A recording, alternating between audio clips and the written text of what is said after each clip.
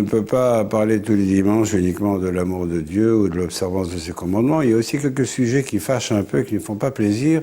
Néanmoins, je dois dire que j'ai le plaisir de recevoir Pierre-André Taguieff pour une émission qui va être un peu difficile et qui traite de ce qu'on appelait jadis l'antisémitisme. C'est une réalité. Les âmes sensibles s'abstenir.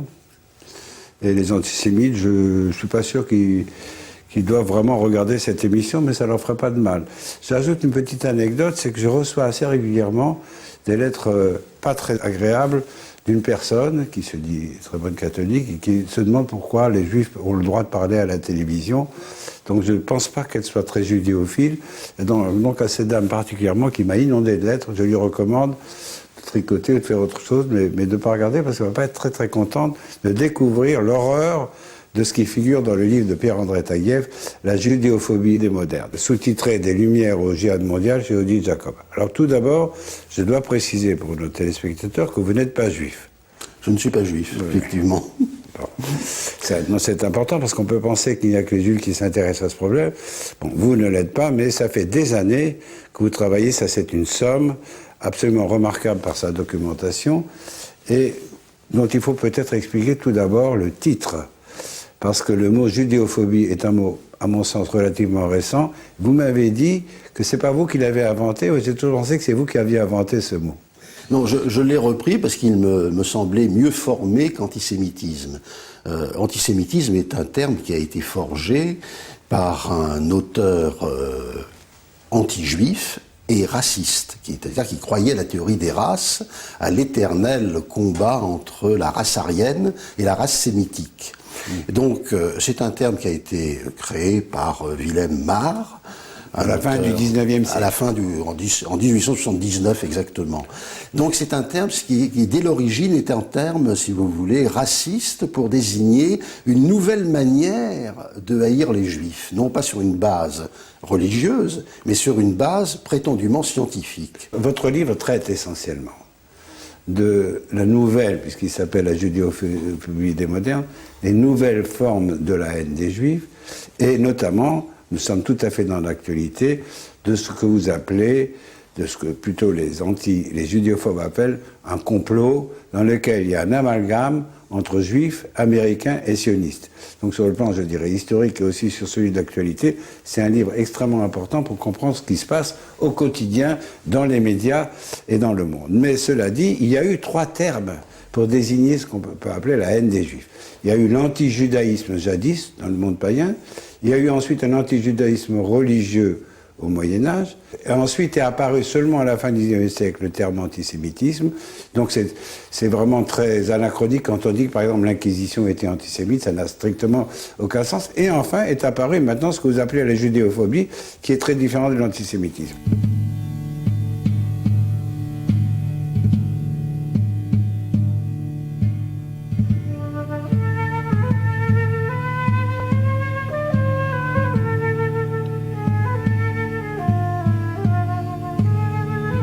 Alors, parlons des diverses étapes de la haine des Juifs. D'abord, dans l'Antiquité, est apparue une haine des Juifs qui n'avait ni caractère racial ni caractère religieux. La judéophobie païenne, donc la première forme de judéophobie historiquement attestée, apparaît, selon les textes, avec les documents que nous avons, autour du IIIe siècle avant Jésus-Christ, mais se développe surtout au 1er siècle avant Jésus-Christ, au 1er siècle après Jésus-Christ. Tout le monde connaît les passages de Tacite, dans les histoires de Tacite, qui résument au fond les reproches que l'on faisait aux Juifs.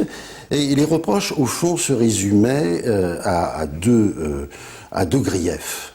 Le grief de haine à l'égard du genre humain, ce qu'on a mal compris, on a parlé de misanthropie juive, mais c'est pas de la misanthropie, c'est de la xénophobie, ou comme disait Reinhardt, une misoxénie, une haine de l'étranger. Oui, c'est ainsi qu'ils ont pu être appelés par des auteurs grecs et latins surtout, ils ont pu être appelés les ennemis du genre humain. C'est très curieux parce que c'est une phrase qui a traversé l'histoire.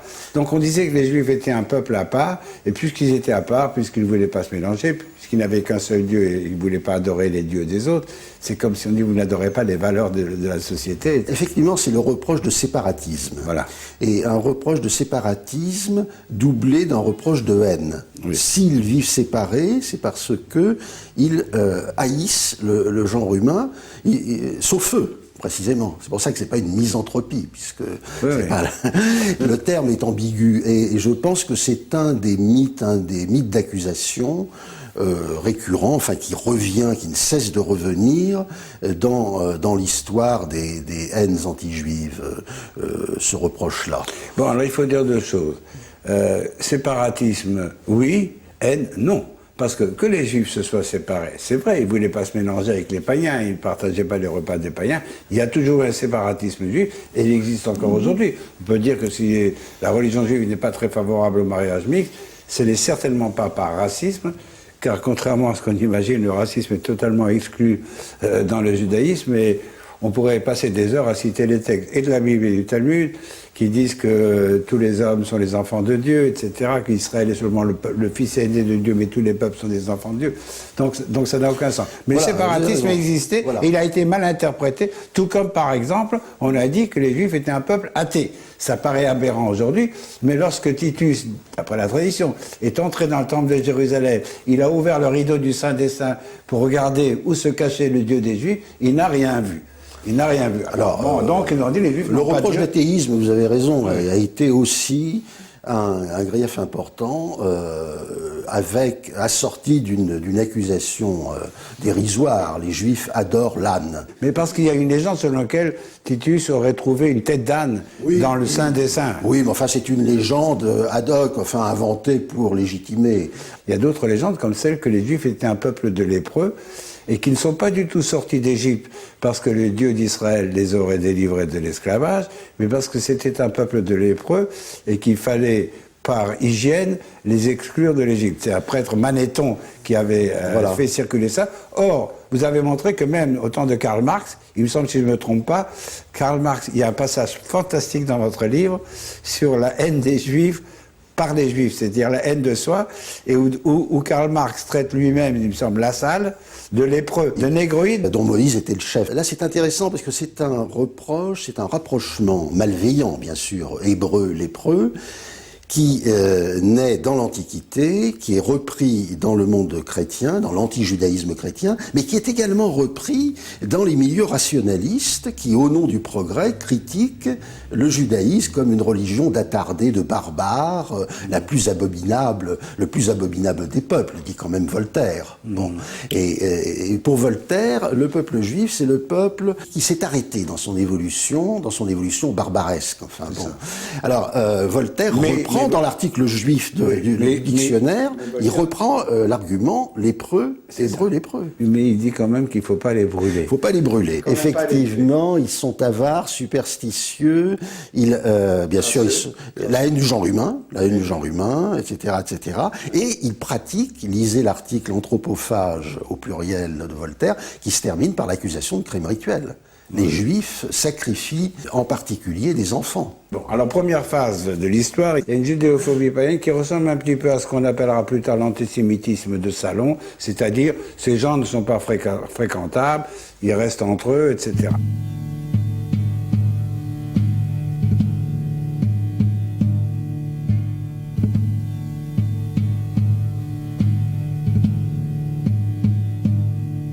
Le terme anti-judaïsme est très bien choisi parce que les motifs religieux sont au premier plan.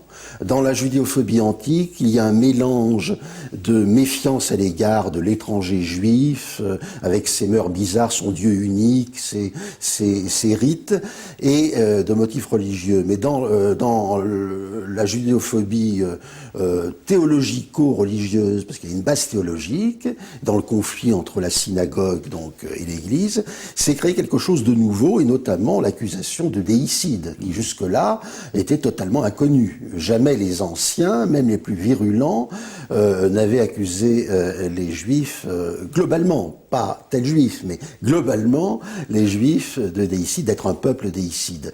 Et avec autour, disons, de cette accusation nouvelle, qui est la troisième en date. La première, c'est la haine du genre humain, la deuxième, le crime rituel, et la troisième, c'est le déicide. On a tout un ensemble d'accusations corollaires du type profanation d'hostie, etc., etc. Et puis alors, avec la Révolution française, voilà que les Juifs rentrent dans la société et apparaît tout au long du XIXe siècle, déjà on peut dire avec Napoléon, dans un certain sens, apparaît une certaine méfiance à l'égard du rôle social des Juifs. Et là va se créer une sorte de judéophobie sociale qui sera appelée, dans des conditions sur lesquelles nous allons un peu insister, qui sera appelé à la fin du siècle, en 1870 et quelques, vous avez dit, va être appelé antisémitisme. Là, c'est tout à coup, ces gens qui étaient étrangers deviennent comme nous, et ça suscite une grande inquiétude au sein de la société occidentale. Il faut ajouter peut-être même dire en préliminaire, que ce qu'on appelle l'Europe des Lumières tout au long du XVIIIe siècle, avant la Révolution française, et dont beaucoup ont pensé qu'elle allait libérer des Juifs, elle allait les libérer du carcan de la diabolisation, eh bien on constate que Voltaire et d'autres, et Diderot, dans les encyclopédistes, n'ont pas été tellement favorables à considérer les Juifs comme des êtres humains à part entière. Absolument. Voltaire a des arguments spécifiques contre les Juifs comme peuple. Il racialise déjà les Juifs. Ah oui.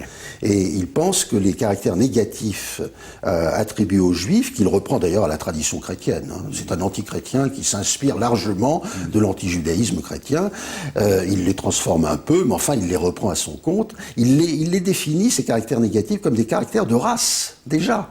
C'est de tout temps, les Juifs ont été un peuple abominable, avec d'horribles rites, etc., sanguinaires. Oui, mais il faut quand même dire que dans toute la littérature, jusqu'à la fin du XIXe siècle, quand on parlait de race, ça n'avait pas nécessairement un caractère racial ou raciste, puisque même chez Pascal ou chez d'autres écrivains, on parle de, ou si vous voulez, Racine, dans Esther, on parle de la race juive, pas du tout pour dire que c'est une race... Vous avez raison, ouais. Mais c'est pas du tout une question de vocabulaire chez Voltaire. Voltaire utilise très peu le mot race. Même dans sa philosophie d'histoire. Mais il parle de peuple, mais peu importe. On peut quand même dire que Voltaire voyait plutôt dans les Juifs aussi des Asiatiques. C'est un terme qui va revenir, voilà. Et qui était un terme très méprisant. N'oublions pas que ces hommes des Lumières, Voltaire, Rousseau, Diderot, etc., ne considéraient pas les Noirs, on disait les nègres à l'époque, comme des êtres humains. Donc les Asiatiques, c'était ce que les nazis appelleront plus tard des Untermenschen, des sous-hommes. Des sous-hommes. Nous étions des sous-hommes. Bon. Alors les Juifs ont été précisément au XVIIe et XVIIIe siècle surtout, entre autres par Voltaire, déshumanisés de deux manières, soit en étant infériorisés comme noirs, ils sont rapprochés des noirs, ils ont des traits négroïdes, etc. C'est le début de l'anthropométrie, donc on prétend que le nez juif est comparable au nez des noirs d'Afrique, au profil, etc. Tout cela opposé à l'Apollon du Belvédère, bien sûr, au profil parfait.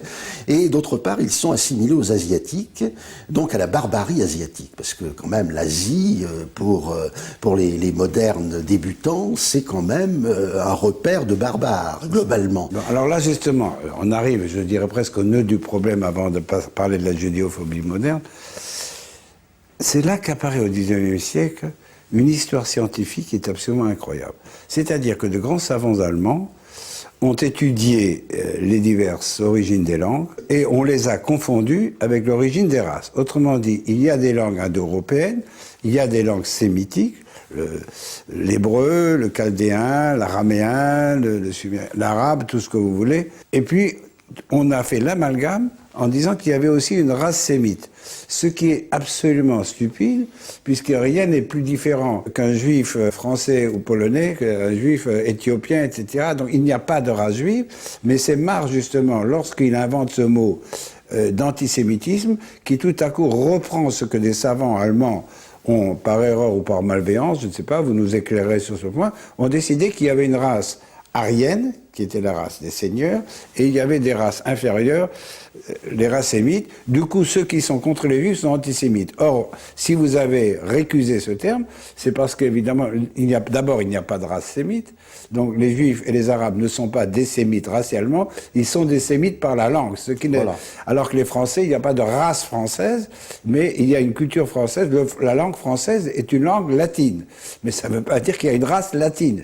Donc, c'est quand même incroyable de penser qu'une telle erreur scientifique ait pu produire de tels résultats. Tout au long du XIXe siècle, je dirais, depuis d'ailleurs la découverte du sanskrit à la fin du XVIIIe et la découverte des langues, des grandes familles de langues indo-européennes et sémitiques, comme vous l'avez rappelé, il y a eu confusion entre la race, la nationalité ou la nation et la langue. Donc, on peut dire qu'il y a quand même, dans le mot antisémitisme, une confusion enveloppée, si vous voulez, qui ne cesse de faire des ravages, puisque bien souvent dans des débats, j'ai eu affaire à des judéophobes contemporains pratiquant un antisionisme radical, appelant à détruire Israël, ce qui est le caractère pour moi de l'antisionisme radical, et me disant « Mais monsieur, je ne peux pas être antisémite puisque je suis un sémite ». Je leur faisais ma leçon, je leur expliquais, mais vous savez, quand on ne veut pas entendre, on n'entend pas. Alors, tout au long du XIXe siècle, va apparaître une sorte d'anti-judaïsme, donc qui sera appelé plus tard antisémitisme, qui est à la fois nationaliste et racial.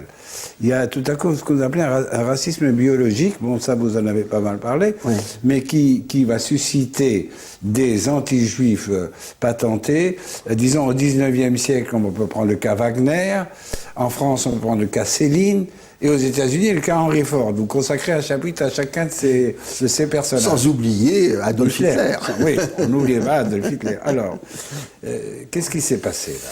Eh bien, et l'affaire Dreyfus est une conséquence de cela. L'affaire Dreyfus est, oui, en partie, enfin une conséquence, si vous voulez, d'un phénomène européen qui est une sorte de grand fantasme européen, mais qui est partagé par les élites et par les masses.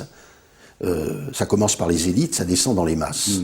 Bon, Richard Wagner, en 1850, publie un article contre des musiciens juifs, bon, qui lui font de l'ombre. C'est un article mu par le ressentiment.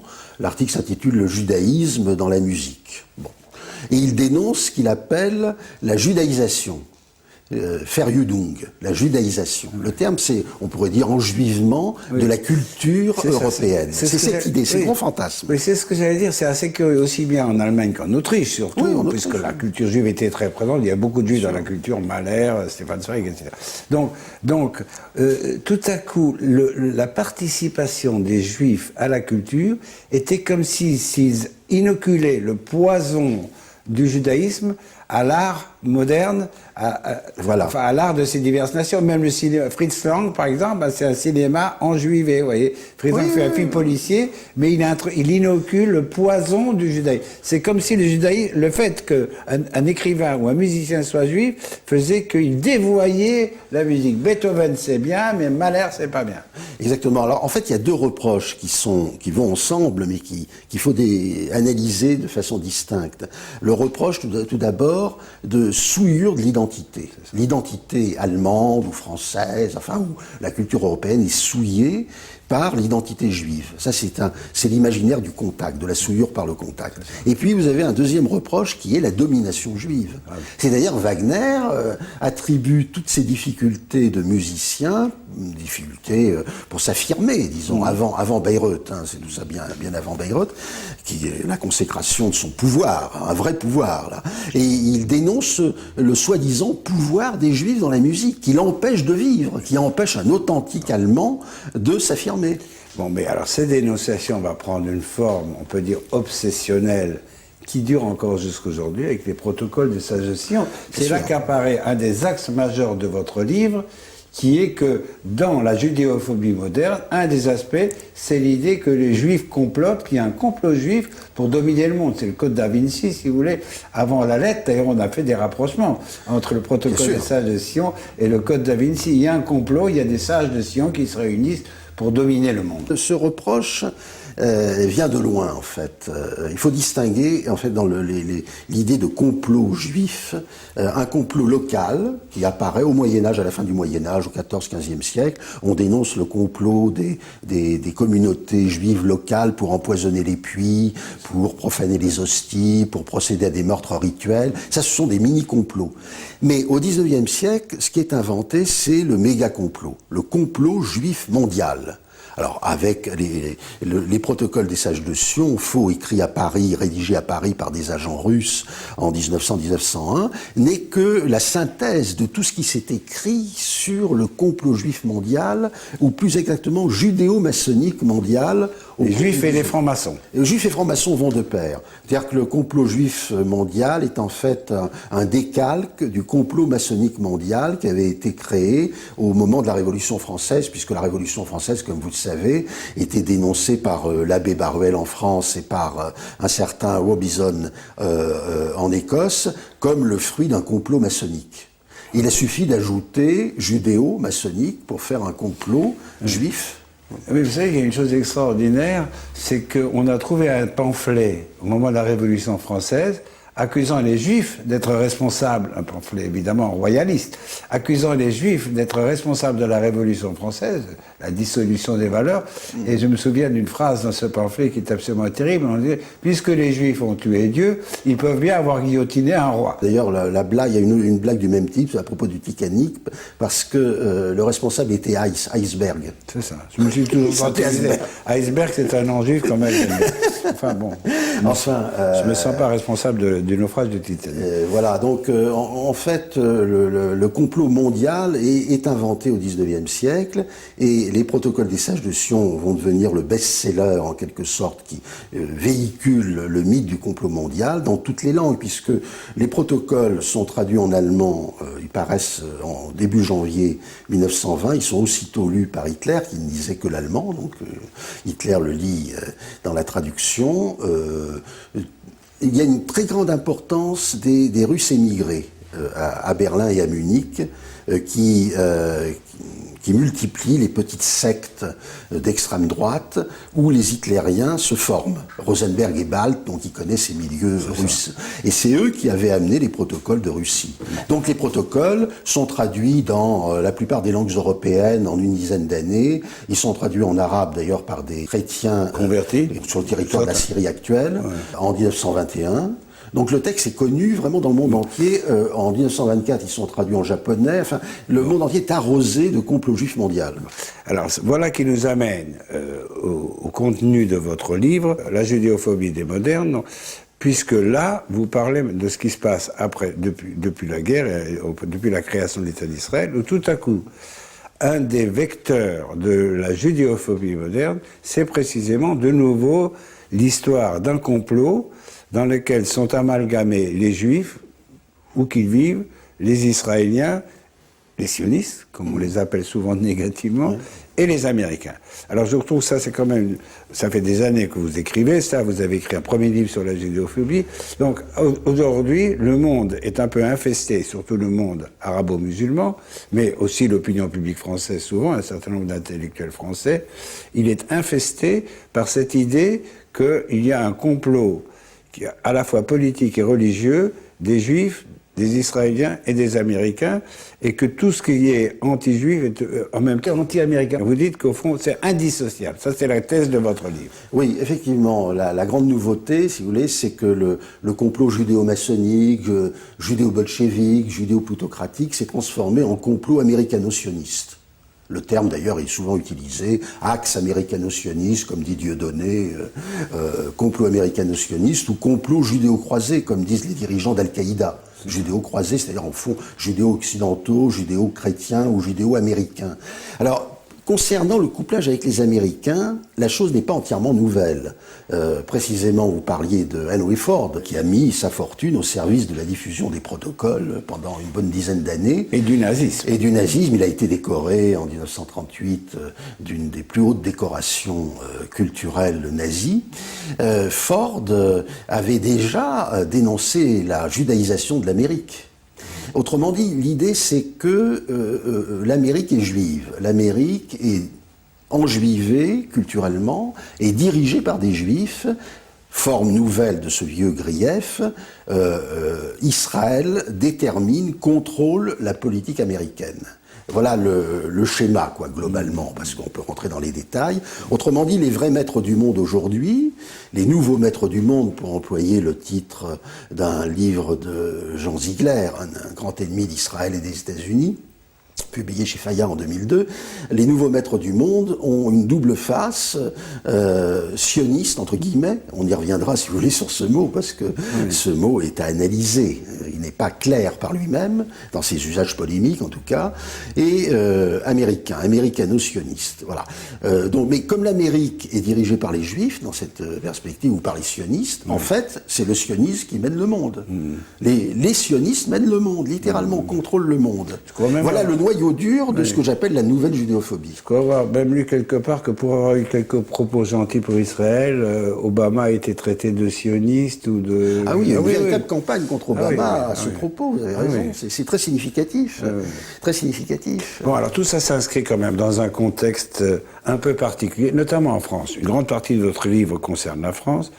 Une autre partie concerne évidemment les États-Unis et le djihad mondial. Vous avez lu énormément à la fois de textes anti-américains dans la culture européenne et aussi de textes anti-judéophobes d'Al-Qaïda. Enfin, d'ailleurs, vous savez, j'ai connu très bien votre prédécesseur Léon Poliakov, qui avait écrit une superbe, je crois en 5 tomes au moins, Histoire de l'antisémitisme. Et un jour, je lui ai dit, nous étions très amis, Léon, comment faites-vous pour dormir? Voilà un monsieur qui a passé toute sa vie à recueillir des textes anti-juifs, judéophobes depuis l'Antiquité. Comment vous arrivez à dormir la nuit quand vous avez lu toutes ces atrocités sur les juifs? Alors je me pose la même question sur vous.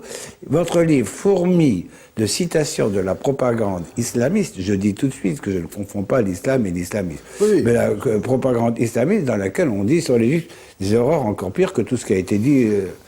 Et oui, parce que les islamistes, contrairement à la tradition musulmane, je dirais orthodoxe, à toutes les formes de tradition orthodoxe, veulent instituer le djihad en 6e pilier de l'islam, ce qui est d'ailleurs une hérésie totale. Précisément, le djihad signifie non seulement quelquefois la guerre sainte, c'est un de ses sens, il signifie aussi l'unification de la personne humaine, il a un sens spirituel, mais vous montrez dans votre livre que le vrai sens qui lui est attribué aujourd'hui, c'est l'islamisation du monde occidental. Voilà, autrement dit, le djihad, c'est la domination totale de l'islam, conçu comme, au fond, une communauté politico-guerrière, sur le monde entier. Voilà. C'est l'islam ou la mort, si vous voulez. C'est la conversion ou la mort. Et ça, c'est évidemment, je pense que beaucoup de musulmans ne se reconnaissent pas dans ce discours-là. Mais comme le djihad, au sens guerrier du terme, est uniquement guerrier, chez Al-Qaïda, chez Al-Zawahiri ou chez Ben Laden, il n'est pas question du sens d'effort sur soi-même. Il est question de l'épée. Bon. Enfin, il est question, au fond, on peut dire, de débarrasser l'Occident de la souillure judéo-chrétienne. Voilà. L'Occident est devenu pornographe. Il y a la libération des femmes, elles ne portent pas le voile, il y a la liberté sexuelle, il y a l'avortement. Toutes les valeurs de la religion sont bafouées par l'Occident parce qu'il a perdu, il est déboussolé. Et il faut donc le convertir. D'ailleurs, vous citez des textes dans lesquels des grands auteurs contemporains arabes disent un jour toute l'Europe sera islamisée. C'est vraiment le projet d'une islamisation non seulement de l'Europe, mais du monde entier. Mais en attendant, de l'Europe par des méthodes douces. Oui, mais qui est à la fois morale et politique. C'est ça qui est ambigu dans tout ça. Il faut le faire parce qu'il faut donner la vérité à l'Occident. En l'Occident, la vérité, c'est quand même Mahomet et le Coran. Donc il faut, dans son intérêt, le convertir à la vraie religion, et en même temps, il faut politiquement occuper l'espace, reconquérir l'Andalousie. Il y a le Coran par les milieux piétistes, etc., et puis il y a l'épée, quoi. Il y a le Coran et l'épée. D'ailleurs, j'avais reproduit plusieurs photos où on voyait des islamistes brandir d'une main le Coran et d'autre part l'épée, quoi. C'était d'ailleurs, c'est dans la théorie de l'islamisme radical à la chiite, Khomeini disait exactement ça. Il le disait non pas après 79, il le disait dans les années 40. Malbana, le fondateur des Frères musulmans en 1928, le grand-père donc de Tariq Ramadan, du centre islamique de Genève, pensait exactement de la même manière. Donc c'est véritablement un discours guerrier, si vous voulez, pour qui les non-musulmans sont des sous-hommes. C'est pour ça que j'ai fait un rapprochement avec le totalitarisme nazi. Parce qu'il s'agit véritablement de purifier la terre des insectes nuisibles. Pour employer d'ailleurs une métaphore chère à Lénine. Et ou des bacilles, comme disaient les Allemands, les Juifs étaient des rats, il fallait... Voilà, donc des rats, des bacilles, on pathologise les Juifs, on les criminalise. Les Juifs sont présentés également comme des criminels héréditaires, exactement comme dans l'idéologie nazie. Oui, vous savez... Donc j'ai pensé que c'était un phénomène à la fois nouveau et d'abord mondial et donc extrêmement grave. Il fallait l'analyser sérieusement et malheureusement on découvre que l'appel à tuer les Juifs est central dans cette interprétation délirante, il faut bien le dire, du djihad, mais qui existe, qui est partout, qui est diffusé partout aujourd'hui. Nous avons beaucoup parlé du pseudo-complot des sages de Sion. Je me demande si certains de nos téléspectateurs vont pas penser que tout à coup, vous nous présentez une espèce de complot islamiste, je dis bien islamiste, et avec peut-être la même paranoïa qu'on l'a eu contre les Juifs, mais tout de même, vous apportez des preuves, c'est pas vraiment de la paranoïa, cette espèce de complot mondial contre l'Occident, et cette haine de l'Occident qui quand même ressort de tous les côtés. Oui, non, mais d'abord, pour les dénonciateurs des sages de Sion, c'était l'ensemble du peuple juif qui était accusé de vouloir contrôler, dominer, exploiter, même détruire l'humanité. Dans mon modeste cas, je distingue très nettement les islams orthodoxes, les formes douces de l'islam et les formes dures de l'islamisme radical. Donc ça n'a rien à voir. Ouais. D'autre part, il ne s'agit pas d'un complot, il s'agit d'un programme clair, publié. Je me fonde uniquement sur des textes déclaratifs, diffusés sur Internet, sous forme de vidéos, etc. Donc, ou sous forme de messages largement transmis par des médias, notamment arabes, sur certaines chaînes. Attendez, sur certaines chaînes, vous savez, je dois dire un mot à cet égard, il m'est arrivé une chose absolument incroyable à la télévision. Vous savez que la télévision égyptienne a projeté un film dans lequel on voyait un rabbin enseigner à ses élèves dans une yeshiva, une école talmudique, avec un couteau, comment égorger proprement un arabe, exactement comme on égorge des boutons. Bon. Ah ben, oui. Alors, j'en ai parlé à une personne, je lui ai raconté ça, que vous avez vu ça, et vous savez ce qu'elle m'a répondu? Il y a des fanatiques partout. Ouais, je dis, attendez, vous dites quoi, là? Mais vous m'avez dit qu'il y avait eu un film. Oui, mais c'est pas un film documentaire. C'est un film de fiction. Donc on voit des choses absolument épouvantables. Vous parlez effectivement de cette... Oui, effectivement. D'ailleurs, le crime rituel a pris une nouvelle jeunesse dans les médias arabo-musulmans, où on le présente comme un fait historique, exactement comme le complot juif mondial, mais adapté, disons, à la mode antisioniste. C'est-à-dire que en 1967, par exemple, il y a eu une réédition massive des protocoles des sages de Sion. Ah, mais ça se vend très bien au Caire. Ça se vend toujours très bien. Non, mais la première réédition massive, après la guerre de 67, qui pour moi est une guerre qui fait basculer l'antisionisme du côté de la radicalité, en vue de la destruction de l'État d'Israël. Et le surtitre Les protocoles des sages de Sion, c'est les plans secrets d'Israël révélés par un document israélite. Autrement dit, les protocoles des sages de Sion, ce célèbre faux, enfin tout le monde le sait maintenant que c'est un faux, sauf peut-être dans le monde arabo-musulman, est présenté comme la révélation du programme d'Israël. Alors évidemment, tout cela incite quand même au meurtre, vous comprenez, ça mobilise les troupes, fanatise les masses, c'est un acte grave. Alors ce qui est quand même assez remarquable, puisque nous avons suivi l'évolution de la haine des Juifs tout au long de l'histoire, c'est ce que vous appelez la judéophobie des modernes. C'est un phénomène qui a changé de tout au tout l'image du Juif dans la conscience mondiale. Pendant des siècles, comme nous l'avons montré, vous le dites dans le livre, les Juifs étaient des Asiatiques, des Orientaux et puis des Sémites. Et maintenant, ils sont devenus l'incarnation de l'Occident, au nom précisément de Al-Qaïda. Pour Al-Qaïda, les Juifs sont le paradigme de l'Occident, c'est pour ça qu'on peut les assimiler aux Américains. Et ce qui est quand même curieux, c'est que tout ça a trouvé beaucoup de résonance dans une partie du monde intellectuel en France, qui est anti-américain. Moi, c'est une chose que j'ai très difficilement comprise. Je veux bien que la gauche ait trouvé que l'américanisme, c'était le colonialisme, l'impérialisme américain, etc. Mais dans un pays qui a été sauvé 2 fois par le sacrifice des soldats américains, on puisse être aussi anti-américain qu'on peut l'être quelquefois en France, etc. Alors du moment qu'on déteste les Américains et que les Juifs et les Américains c'est la même chose, mais c'est en tant que représentant de l'impérialisme occidental, tout à coup, les Juifs d'Asiatiques sont devenus des Occidentaux, et c'est ça qu'on leur reproche. Enfin, c'est délirant. Alors pour la France, un des éléments explicatifs, mais il y en a bien d'autres, c'est que c'est la difficulté qu'a la gauche française à se donner une identité après l'échec du marxisme, après l'échec du communisme. Dès le moment où elle n'a plus le communisme comme pôle de référence, elle donne dans les anti-américanisme, anti-sionisme, etc. Pour moi, anti-mondialisation. Voilà, anti-mondialisation, anti-sionisme, anti-américanisme sont des substituts d'une identité positive de la gauche que la gauche a perdue depuis longtemps. Elle ne sait pas comment se définir. Voilà. Mais il est vrai qu'il y a un problème spécifique lié à la France. C'est en France tout de même qu'il y a des positions les plus radicalement anticapitalistes. Il y a un nouveau parti anticapitaliste qui s'est créé. Voilà. Ça n'existe pas en Allemagne ou en Angleterre. C'est en France qu'il y a un véritable problème, que l'antisionisme est au plus haut, même si le vieil... Alors le paradoxe, c'est que le vieil antisémitisme, quand on pose des questions, par exemple, dans les sondages d'opinion sérieux, les Juifs ont-ils trop de pouvoir ?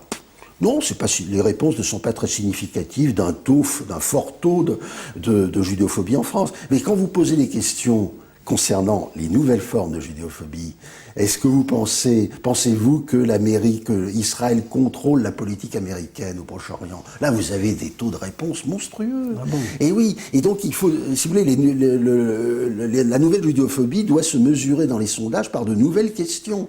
Et bien souvent, les auteurs de sondages font les idiots en disant, regardez, à partir de notre batterie de questions, mais fondée sur le vieil antisémitisme, sur la persistance du vieil, il y a à peu près 10% seulement de Français qui refusent l'idée d'un président de la République juif, alors qu'il y en avait 50% en 45-46. C'est donc un énorme progrès, l'antisémitisme en voie de disparition. Je dis oui, l'antisémitisme au sens strict du terme, le racisme dirigé contre les Juifs est en voie de disparition, mais la nouvelle judéophobie, pas du tout. Au contraire, elle est en voie d'augmentation, et c'est un phénomène européen. Pour aller très vite, je dirais qu'il y a eu dans les années 2000 3 phases. Une première phase allant de 2000 à 2004, qui est un pic de montée à la fois des violences anti-juives et des opinions anti-juives, centrées d'ailleurs sur Israël, extrêmement virulentes. En 2005, il y a eu une pause. Bon. En 2006, ça repart. C'est-à-dire que jusqu'en 2005, on a répertorié quelques centaines d'agressions verbales ou physiques contre les Juifs. Mais en Europe, c'est un phénomène européen. Mais quand même plus accentué en France qu'en Angleterre, en Allemagne ou en Italie ou en Espagne. Oui, enfin... la proportion. Oui, le problème c'est que tous les pays européens ou assimilés, la Russie, etc., n'ont pas de moyens de repérage, d'identification aussi puissants qu'en France. En France, c'est vrai, nous avons des moyens puissants de repérage. Au crédit du gouvernement français, des divers gouvernements, on peut dire qu'il y a plus de vigilance en France par rapport à ça, que le ministère de l'Intérieur répertorie, en se posant parfois la question si quand on agresse un enfant juif qui a une kippa, est-ce que c'est de l'antisémitisme ou que c'est une rivalité de bande, alors que est rarement permis. Donc en général, on peut dire, les autorités françaises sont très vigilantes. Je pense que les autorités françaises, à partir de 2002, ont pris conscience de la gravité du phénomène. Donc vous dites que ça s'est arrêté un peu en 2005. Et ça c'est reparti au plan européen, en France avec... l'affaire Ilan Halimi, la découverte de l'assassinat à la mi-février, 15 jours après. Donc, et toujours au nom d'un préjugé. Les Juifs ont de l'argent, on enlève Halimi, la famille paiera, ils ont de l'argent. Je pense qu'il ne faut pas minimiser, si vous voulez, la judéophobie basique, minimaliste, sommaire, grossière. On est déjà dans la judéophobie, dans la haine des Juifs. Mais ce que vous montrez aussi, c'est que le conflit israélien est devenu comme le noyau dur du djihad et de l'islamisme, parce qu'il mobilise, c'est mobilisateur. À partir du moment où on montre les pauvres Palestiniens persécutés par Israël, c'est-à-dire par les Juifs, c'est plus facile de mobiliser des forces. Donc l'antisionisme, l'anti-occidentalisme et l'anti-américain se rejoignent à partir de ce noyau dur du sionisme. Simplement, il faut distinguer entre ceux qui, je dirais, critiquent de façon démocratique une politique et ceux qui visent l'éradication de l'État d'Israël. Diabolisent. Oui, qui diabolisent en disant Israël est un État de trop, tout irait pour le mieux si Israël n'existait pas. Alors quand on commence par dire tout irait pour le mieux dans le meilleur des mondes si Israël n'existait pas, on est sur la voie de ce que j'appelle l'antisionisme absolu, qui est la nouvelle manière de faire de la haine des Juifs. Qui est la nouvelle judéophobie. Vous dites qu'on ne peut pas haïr à ce point Israël sans quelque part haïr les Juifs. Vous savez que les antisionistes disent toujours qu'on ne doit pas faire l'amalgame, on peut détester Israël et aimer les Juifs. Vous y croyez à ça ou pas? Écoutez, lorsque Israël est mis en question comme État, non, on est dans la nouvelle judéophobie. Lorsqu'il s'agit de critiquer telle orientation de tel gouvernement, ça, on peut tout à fait critiquer Israël sans être un ennemi des Juifs. Non, mais dans votre livre, vous dites une chose qui me paraît très juste et pleine de perspicacité. Vous dites, pendant des siècles, on interdisait aux Juifs, en tout cas on essayait de les décourager, de rester juifs individuellement. Maintenant, cette judéophobie contre le juif, c'est une judéophobie qui est passée à la limite contre un État. On interdit aux Juifs d'avoir leur État. Oui, c'est la transposition moderne de la judéophobie médiévale. Oui, vous avez tout à fait raison. Et aujourd'hui, dans l'antisionisme radical, les Juifs sont accusés d'être un peuple doté d'une nation, de s'être constitué en nation, mais cette nation est considérée comme impérialiste, comme colonialiste, raciste, etc. Et on en arrive au dernier reproche en date, si vous voulez, mais qui reprend le plus vieux des reproches faits aux Juifs, l'accusation de racisme. Dans ce que j'appellerais la judéophobie culturelle faite par des L'État d'Israël est un État raciste puisqu'il espère les Palestiniens avoir leur État. Voilà, c'est un État raciste, et puis les Juifs sont les inventeurs du racisme. N'oubliez pas la formule de Dieudonné pour laquelle il a été condamné. Abraham est l'inventeur du racisme. Oui. Bon. Ça doit faire plaisir et aux musulmans qui descendent d'Abraham et aux chrétiens qui descendent d'Abraham. Écoutez, on comprend quand même pourquoi, pendant l'été dernier, Dieudonné a demandé à Le Pen d'être le parrain de sa fille. Ce qui est tout à fait extraordinaire, parce que l'itinéraire de Dieudonné est assez exemplaire. Si vous voulez. Il y avait l'itinéraire de Garaudy, quand même, stalinien, converti à l'islam, est devenu négationniste. L'itinéraire de Siné, que nous connaissons, c'est utile d'insister. L'itinéraire de Carlos, le terroriste marxiste-léniniste, converti à l'islamisme, alors lui à l'islamisme radical. Vous dites dans votre livre qu'il y a eu une certaine complaisance dans la société occidentale. C'est vrai en Angleterre, c'est vrai en France notamment, à l'égard de tout ça, et que maintenant il semble qu'on prenne un peu conscience des dangers de ce multiculturalisme. Et ça, c'est très inquiétant. Si l'assassinat de Theo van Gogh, par exemple, en Hollande, aux Pays-Bas, est directement lié à la trajectoire d'un de ces jeunes qui ont été fanatisés, djihadisés, je dirais, grâce à la société multiculturelle où les mosquées djihadistes étaient tolérées au nom du droit à la différence. Oui, mais vous écrivez très justement dans votre livre que Al-Qaïda est tout à fait conscient de ça et dit qu'il faut utiliser les formes de la démocratie pour lutter contre la démocratie, ce qui me rappelle d'ailleurs la fameuse phrase de Saint-Just, pas de liberté pour les ennemis de la liberté. Mais je veux dire, ils le disent sans voile, si j'ose m'exprimer ainsi. Ils le disent absolument sans voile, puisque ces sociétés permettent de dire tout ce qu'on veut. Il faut l'utiliser justement pour propager nos idées. Oui, et beaucoup de dirigeants d'Al-Qaïda, d'ailleurs, font des remarques aussi cyniques que celles de Goebbels à propos des élections, ces imbéciles. Ils nous donnent les moyens de les dominer et de les ridiculiser. Ce qui ne veut pas dire que l'Occident est fichu. Bien sûr, il y a un déclin. Non, mais il y a un déclin relatif de l'Occident depuis la décolonisation, depuis que les grands pays occidentaux européens ont perdu leurs empires. Donc il y a un rétrécissement dans l'espace. Il y a une perte de puissance, et puis la montée des puissances émergentes, évidemment, permet de relativiser même la surpuissance américaine. Mais tout cela n'implique pas, évidemment, que l'Occident doive se convertir à l'islam comme méthode de salut. Non. Heureusement, il y a d'autres méthodes de salut. C'est ça. Notamment une méthode de salut pour les esprits, c'est de lire La judéophobie des modernes Théodite-Jacob. C'est pas un livre à lire le soir avant de s'endormir, mais c'est un livre qui est tellement enrichissant, dans lequel il y a tellement de documents que nous n'avons pas eu tant de cités, que vraiment, je le recommande à tout le monde. Merci Pierre et André Taillefer. Merci.